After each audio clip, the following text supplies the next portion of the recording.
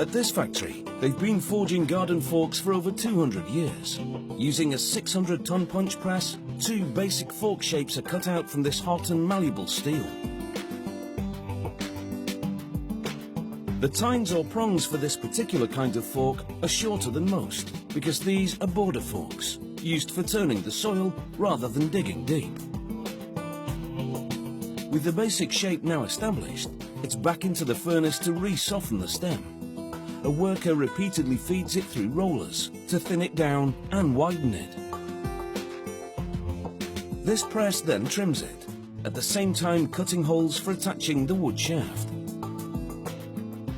The next press drives the steel stem into a cylindrical die, forcing it into the basic shape of a socket.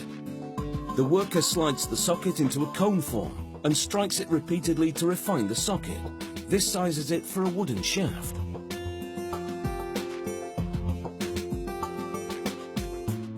It's a completely different process when making digging forks, because of their longer curved tines.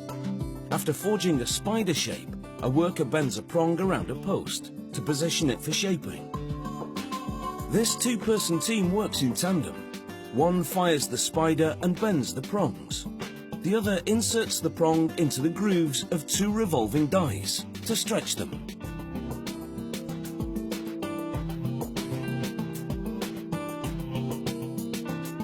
With 2 tines now shaped, his partner bends them out of the way so he can work on the 3rd one.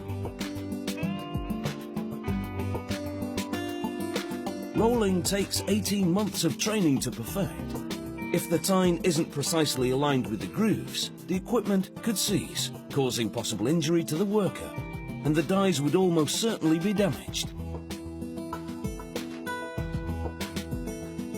With the 4th tine now stretched, the other member of the team twists all 4 tines around the post again, this time to bend them all in the same general direction.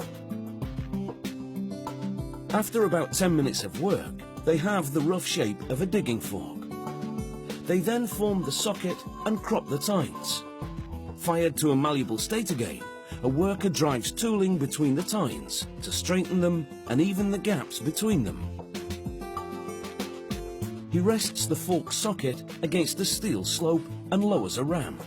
It drives into the tines, pushing the socket against the slope, bending it upward, which gives a better angle for digging. He inserts the tines into a press, and the press closes around each tine to taper the corners. A ram now pounds the base of the tines against a swooped anvil to give it a gentle curve. The hot fork then goes into cool water, which serves to harden the steel. The next worker grinds off any rough from the sides and sharpens the edges. He narrows the tips to a point, and this will enable the fork to pierce solid earth. Any minor adjustments are made manually. Here you can see the difference this makes. The prongs on the left are out of alignment. The ones on the right have been fixed. An electrostatic charge is applied to the forks to attract a green powder spray. Once cured, it forms a skin that resists corrosion. Now out of the curing oven, the fork is locked in place while a wooden shaft is put into the socket. It's secured with rivets. A belt sander is then used to blend the wood to the metal in a process known as linishing.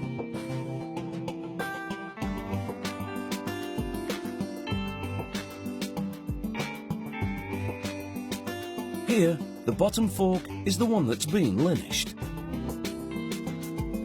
Finally, the wood shaft and handle are dipped in varnish, giving them a glossy stain that enhances the grain. This garden fork is now done, but it won't look shiny and new for long, because it'll be digging the dirt very soon.